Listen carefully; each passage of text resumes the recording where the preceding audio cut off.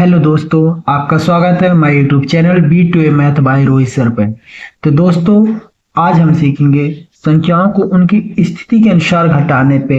जो हमने पिछले वीडियो बनाया था उसका आज हम प्रैक्टिस करेंगे। तो चलिए दोस्तों, स्टार्ट करते हैं। आज क्या सीखेंगे हम? हम्म, हम्म, संख्याओं को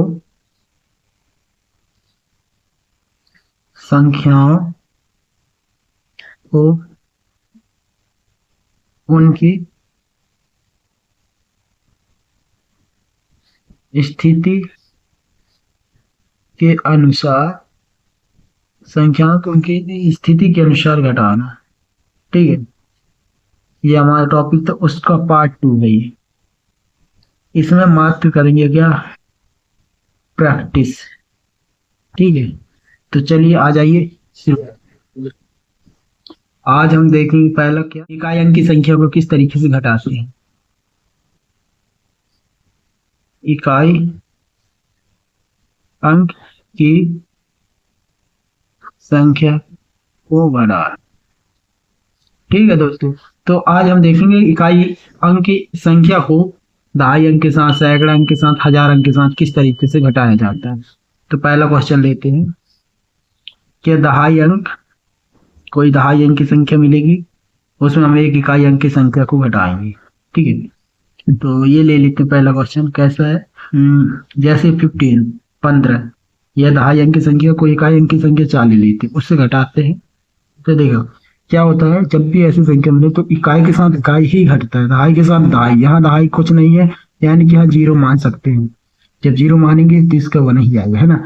तो 5 में 4 गए, 1 आता है, 1 का 1 ही आएगा, तो इसका आंसर ये हो जाएगा। ठीक है दोस्तों, तो चलिए इसी का दूसरा पार्ट यहाँ ले लेते हैं। दूसरा क्या है कि यदि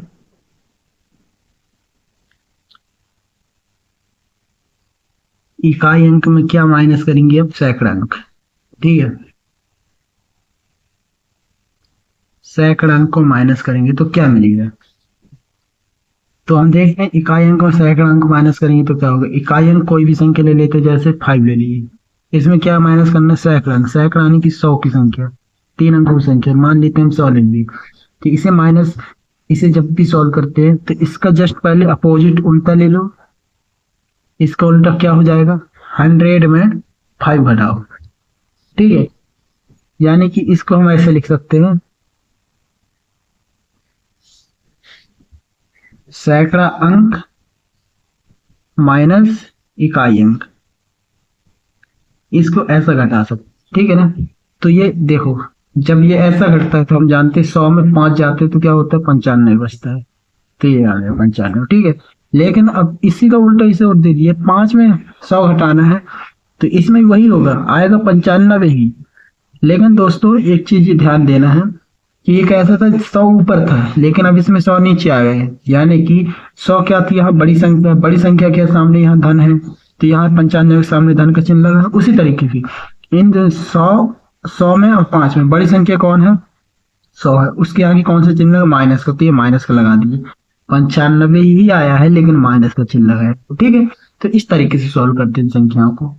अगली संख्या ले लेते हैं, हम लेते हैं हजार अंक की संख्या। देखो तीसरी लेते हैं, हजार अंक की संख्या में इकाई अंक घटाते हैं। ठीक है, इकाई अंक घटाते हैं। हजार अंक की संख्या ले लिए, कोई भी, जैसे कि हजार अंक की कोई भी संख्या ले लेते हैं। देखो 2540 लेते हैं, उसमें घटा रहे हैं क्या, 7। तो घटाओ, देखो जाएगा नहीं, ये 10 हो जाएगा, 10 में 7 गए, 3 बचेंगे, यहाँ क्या बचेगा, 3। अब यहाँ कोई संख्या नहीं, यहाँ 0 मान सकते हैं, तो 3 की 3 उतार सकते हैं, 5 की 5, 2 की 2। क्यों? क्योंकि यहाँ घटाने के लिए कोई संख्या नहीं, तो ऐसा लिखा जाता है। तो इसका उत्तर ये हो जाएगा। ठीक है, ठीक है दोस्तों, तो इसी का उल्टा देख लूं, अगर मैं क्या देख लूं उल्टा, कि अगर मैं इकाई अंक ले लेता हूं, इकाई अंक, और इकाई अंक में अगर मैं हजार अंक की संख्या कोई घटा रहा हूं, ये हजार अंक की संख्या। ठीक है, तो देखो क्या होता है इसका, एक इकाई अंक 7 है, उसमें हजार अंक घटा रहा हूं, यानी कि 2540 घटाया, तो इसका उत्तर क्या आएगा दोस्तों, इसका उल्टा है। इसमें 7 नीचे था, 25 और 40 ऊपर था, इसका उल्टा आएगा, यानी कि इसकी जो आंसर आया है 2533 वही आएगा, लेकिन इसमें बड़ी संख्या इसमें क्या थी, ये उसका धन ये लगा था, तो इसमें इसका धन लग जाएगा, ये ऋण आएगा, तो इसका आंसर ये हो जाएगा। ठीक है, तो इस तरीके से, इस तरीके को क्वेश्चन को ऐसे सॉल्व किया जाए। आप देखेंगे दहाई अंक की संख्या को किस तरीके से घटाते हैं। क्या है,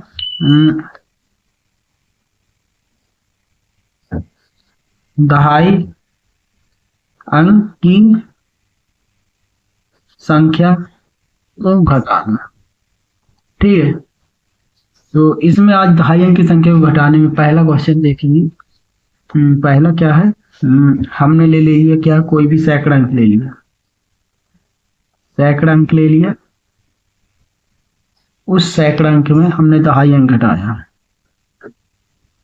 तो जैसे सैकड़ा अंक में हमने ले लिया 100, 100 में हमने 22 घटाए, तो देखो कुछ नहीं है, 10 बचेगा। कैसे बचेगा, देखो ये भी कुछ नहीं है, तो ये संख्या एक सुधार लेगी, तो एक बन जाएगा पूरा 0, तो इधर हो जाएगा 10। ठीक है, 10 हुआ, तो अब ये 0 इससे एक उधार लेगा, तो इधर ये 10 हो गया, तो इधर 10 नहीं, इधर अब 9 बचेगी। ठीक है, तो अब देख इकाई के साथ ये घटेगा, 10 में से 2 गए 8, इधर 9 बचे, 9 में 2 गए 7, और इधर 0 बचा तो 0, तो इसका आंसर ऐसे आएगा। ठीक है, इस तरीके से करते हैं। अब इसी का उल्टा यदि हो जाए, दूसरा देखते हैं, यदि दहाई अंक अब ऊपर आ जाए और सैकड़ा अंक नीचे आ जाए। ठीक है, तो कैसे करेंगे, मतलब किसी का उल्टा ले लेते हैं, मतलब कि अगर 22 ऊपर आ जाए और 100 नीचे आ जाए, तो इसको कैसे करेंगे, तो कुछ नहीं दोस्तों, इसका जस्ट उल्टा कर दो। 78 आया, 78 लिख लो। ठीक है, और देखो बड़ी संख्या 100 थी, 100 का प्लस लगा है, तो इधर क्या है, बड़ी संख्या 100 है, उसका क्या है माइनस का चिन्ह, तो ये लगा दो माइनस, तो इसका आंसर ये हो जाएगा। ठीक, इस तरीके से करते हैं सोल्व। तो अब हम एक और संख्या लेते हैं, क्या, 1000 अंक की संख्या। 1000 अंक में अब हम दहाई अंक घटाते हैं, तो क्या होता है, देखो 1000 अंक की कोई भी संख्या हम ले लेते हैं, जैसे कि मैंने 1000 ही ले लिया। अब 1000 में यदि मैं 22 घटाऊंगा, तो देखो क्या बचेगा, वही सेम है, ये हो जाएगा 0, ये हो जाएगा, ये 10 हो जाएगा, तो 10 एक इसे उधार देगा, तो अब ये 9 बचेगा, तो ये 10 हो जाएगा, और ये 10 एक इसे उधार देगा, तो ये 10 हो जाएगा, इधर 9 बचेगा। ठीक है, तो फिर वही इकाई के साथ इकाई घटेगा, 10 में से 2 गए 8 हो जाएगा, इधर अब 9 बचे हैं क्योंकि एक उधारी से दे दिया था, तो 9 में 2 गए 7 हो जाएगा, इधर भी 9 ही बची है, तो 9 में 0 गए, कुछ होगा नहीं, तो 9 के 9 आएगा, अब एक की जगह इधर 0 हो गया, तो ये 0 आ गया, तो इसका आंसर ही होगा। ठीक है, अब यदि इसी का जस्ट उल्टा हो जाए, क्या, कि दहाई अंक आ जाए, तो अब 1000 अंक को घटाना हो, तो क्या होता है दोस्तों, देखो, तो इसमें भी कुछ नहीं करना, वही है कि दहाई अंक 22 है जैसे, अब उसमें 1000 घटा दो। ठीक है, 4 अंक की संख्या घटाओ, तो देखो क्या, जब हमने 1000 ऊपर था, इकाई का 1000 ऊपर था, तो हम 22 घटाए, तो उसका 978 आया, तो जब 22 ऊपर है 1000 नीचे, तो आने की समझ लो उसका 78 तो आएगा, 978 आएगा। लेकिन ध्यान देने योग्य बात यह है कि 1000 ऊपर था, तो 1000 का साइन यहाँ प्लस था। ठीक है, उसी तरीके से यहाँ पर जब 1000 नीचे, तो उसका साइन माइनस है, आंसर सेम आएगा, बस इधर माइनस का चिन्ह लग जाएगा। ठीक है, इस तरीके से सॉल्व करेंगे। देखते हैं क्या, अब हमारे पास सैकड़ा अंक की संख्या आ जाती है, सैकड़ा अंक की संख्या को घटा।